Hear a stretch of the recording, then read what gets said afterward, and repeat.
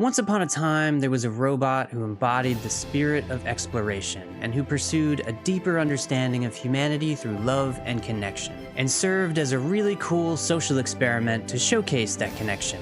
And then someone in Philadelphia murdered and dismembered him. People, am I right?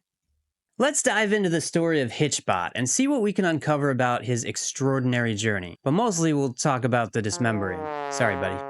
I'm Kevin Lankus, and I'm your host for the day that robots are definitely not taking over the world. If running into one dude in Philly is all it takes, we're fine.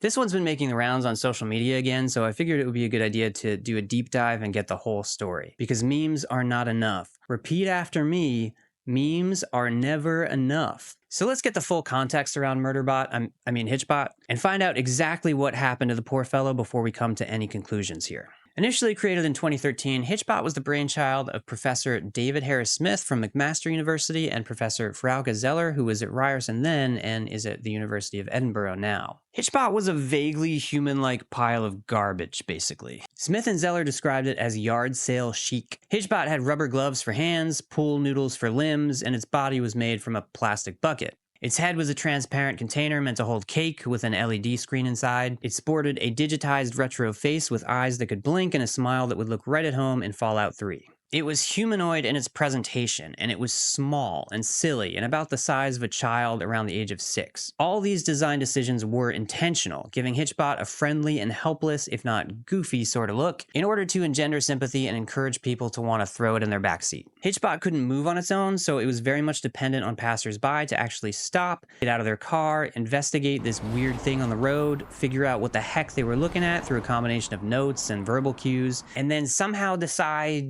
yeah, I'm not doing anything right about now. Let's get you on your way, little guy. hitchBOT conveniently came attached to a car seat, so someone could just toss him in their car and plug him into their cigarette lighter to keep the robot's battery running while they rode on into the sunset together. Smith and Zeller created hitchBOT with the stated goal of finding out if, quote, robots could trust people. Now, I can't say this with absolute certainty, but from where I'm sitting, this whole informal experiment seems to have been a fun commentary on what human beings might do when left to their own devices in relative anonymity, and a novel method of discovering whether or not one can truly rely on the kindness of strangers. It does seem like, for the most part, hitchBOT's journey went off without a hitch? In the summer of 2014, he went on his first cross-country trip in his homeland of Canada. The traveling robot hitchhiked all the way from Halifax, Nova Scotia to Victoria, British Columbia. I'd probably be more impressed if I could actually tell you where those places were, but to my American ears, they just sound like elf villages. Where's Gandalf? Did he give hitchBOT a ride through the mines of Moria? Why didn't they just use the dang eagles to get him there? hitchBOT made the Canadian journey in just under a month. It was picked up and carried along on 19 different rides. To make the trip more fun for the humans involved, hitchBOT was programmed with some weird, stupid humor, but no dad jokes, unfortunately, and the entire contents of Wikipedia had been uploaded into its robot brain. So it could talk about pretty much anything, though its conversational skills were super limited and very one-sided because you were just really listening to factoids as the miles ticked by, or kilometers, I guess, in this case. Mercifully, you could tell hitchBOT to be quiet, or if you were feeling charitable, you could use the phrase, take a nap, and the robot would stop pelting you with questions or facts about the 1906 World Series. It was the only one where both teams were from Chicago. hitchBOT went super viral online. It was all the rage. It had accounts on Twitter, Instagram, and Facebook, and it would regularly take pictures and post them of sights and sounds along its journey. There was even a website where you could follow its progress and keep tabs on its socials and even pinpoint the robot's exact location with GPS, which got really annoying sometimes when people brought it home for the night and their house was swarmed by hitchBOT's adoring fans. Every once in a while, the GPS had to be turned off to maintain privacy. Of course, the imaginations of the strangers who got their hands on the robot went wild, and they snapped their own pictures of it to post online too. Some of the places and scenarios hitchBOT ended up in included a wedding where he danced on the bride's shoulders, a First Nations powwow where he was the honored guest, and a camping trip where he was pictured using a camper toilet. I mean, I get it. Even if your insides are literally made of metal, all that fry bread is going to have an effect. As a fun side note, I've been gendering hitchBOT this whole time with he, him pronouns, but at the First Nations powwow, hitchBOT was given a name that translates to Iron Woman. So there's a fun examination in here that could be done about anthropomorphizing robots and even assigning them a gender when they basically just look like cartoonish garbage. A second hitchBOT was assembled in February of 2015, and this time it was sent around Germany for 10 days. After that, it spent a few weeks touring the Netherlands. But then, tragically, following a grave error in judgment, Smith and Zeller set hitchBOT's robot eyes on an American journey. And so, like Fievel before her, hitchBOT set off to go west. hitchBOT is a her, or is it? Again, just one group of people called it that, so what do other people think? And does it even matter? These are some of the exact questions the team behind hitchBOT was looking to answer, but they didn't get the chance, because just 2 weeks after starting out from Boston on a planned cross-country trip to San Francisco, hitchBOT was violently murdered in Philadelphia. The team received an image of hitchBOT sprawled haphazardly on the ground with its limbs detached and its decapitated head nowhere to be found. hitchBOT was violently beaten by an unknown assailant and then torn apart. The robot was harvested for parts, including the transparent cakeball head and LED screen face, along with all the wires that made up its human-like circulatory system. You may be thinking, but hitchBOT took pictures everywhere it went. So why doesn't it have a picture of the shitheel who wrecked all of our fun and shattered our hopes and dreams of living vicariously through the social media feeds of a traveling robot? Well, the camera went off every 20 minutes, so the attack must have taken place in the time between when one shot was taken and the next one, which never came. The corpse of hitchBOT was found when fans of the robot hunted it down using its last known GPS location via the tracker on the website. They attempted to help in whatever way they could when they got there, but Smith and Zeller knew right away that there was nothing to be done. The robot's creators went into the experiment with the full knowledge that something like this might happen, which is another reason for hitchBOT's cheaply made yard sale chic appearance. It was simply cost effective, especially in the case of a run-in with a Streets of Rage cosplayer in a Philadelphia alleyway. As for Smith and Zeller, they maintain that we shouldn't blame the city of brotherly love. Zeller told The Guardian that, quote, "I really believe this could have happened anywhere. Robots can trust humans, but there's always some people anywhere that might have issues for any reason. I really want to emphasize I don't think this has anything to do with the States nor with Philadelphia." Sure, you could tell that to hitchBOT's cute little bucket list that it only got to check off 2 items on. Look at this thing. It's adorable. You have listening to jazz music in New Orleans, seeing the geysers in Yellowstone, this be the 5th portrait on Mount Rushmore, and then a somewhat inexplicable Vegas that I don't even really want to speculate on. Can robots get scabies? Listen, this is America we're talking about.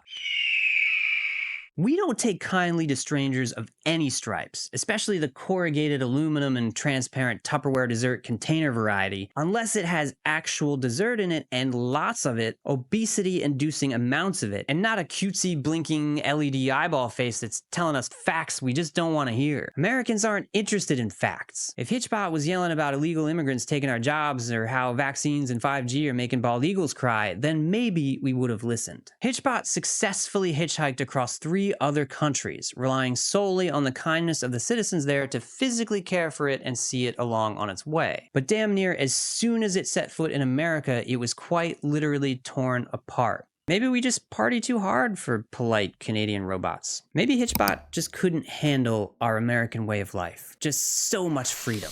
If hitchBOT came with a mini fridge stocked full of Coors Light, then maybe it would have made it all the way to San Francisco. Now, one of the most insane consequences of the death of hitchBOT was that the Pope was visiting Philadelphia soon after the robot met its end, and a local Philadelphia radio station constructed an imitation PopeBot to travel around the Delaware Valley and prove to the Pope that it really was a safe area. Fortunately for the Vatican, PopeBot was a success and did not die, though you'd think if it had, it would have risen 3 days later. Maybe we'd have a whole new robot Jesus to contend with. The original hitchBOT is now on display at the Canada Science and Technology Museum in Ottawa. You can go see it there and pay homage to one of the strangest social experiments involving human interaction with technology. For more on hitchBOT's intended purpose, its creators have done interviews and written opinion pieces, some of which I've linked down in the didgeridoo. But in a piece for the Harvard Business Review, Smith and Zeller discussed the idea of robots in the workplace and the fact that people might have to collaborate with non-human colleagues at some point in the near future. Of course, this was years before the AI boom took hold, and physical robots were substituted for large language models as the predominant automation tool looking to replace human labor. So we may not actually get to find out what happens when your coworker Linda is replaced with a T-1000.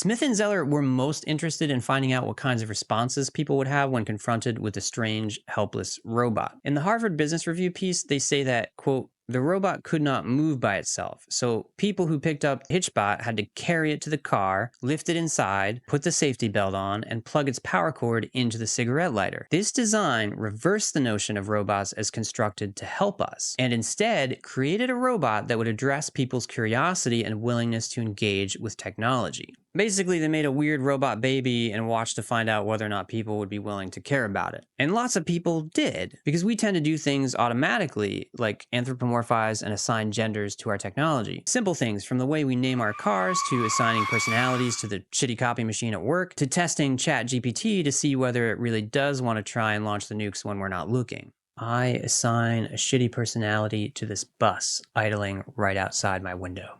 Bus. One of the most illuminating social experiments that documents this phenomenon comes to us from a 2012 workshop led by Dr. Kate Darling from MIT. Darling had participants bond with cute, lifelike, wriggling and squeaking dinosaur robots, only to turn around and demand that participants torture and murder them. They all unanimously refused, until Darling threatened to destroy the adorable things herself, and then one man finally volunteered to sacrifice his robot to save the rest, and they all had a touching moment of silence afterward. Darling led a more formal experiment in 2015 with similar results. So what can we take away from any of this? Research tells us there's a connection between empathy and abuse or violence. We know this through studies on human interaction with animals and the empathy we feel for our furry friends. A 2019 study from Yeon-Soon Park and Benjamin Valentino showed us that those who felt the most empathy for animals also held passionate views about equality and compassion for their fellow humans. And now we're learning that the same sort of information can be gained through watching human interaction with lifelike robots. So it seems to be possible to discover someone's tendency toward antisocial personality traits through the way they treat a robot. Here's a fun thought though. What if we just treated each other as well as some people treat toy dinosaurs? I guess not wanting to annihilate a squirming, lifelike robot is a bit of a low bar, but it's possible that we could, over time and with some effort, raise the bar a bit to include more care and compassion for each other. hitchBOT found out just why people don't like to hitchhike in modern times, and not just because Uber and Lyft exist, but because a lot of us are genuinely afraid of what lurks in the hearts of the strangers we don't know. Maybe if we worked a little harder to break down the barriers that keep us separated and anxious around each other, and simply realize that we're all in this together and decide to have empathy for each other's struggles, because life is genuinely hard for everyone, then maybe we might learn to be as kind to strangers as most strangers were to a goofy, traveling robot. Let's be good to each other from now on. The ghost of hitchBOT is watching.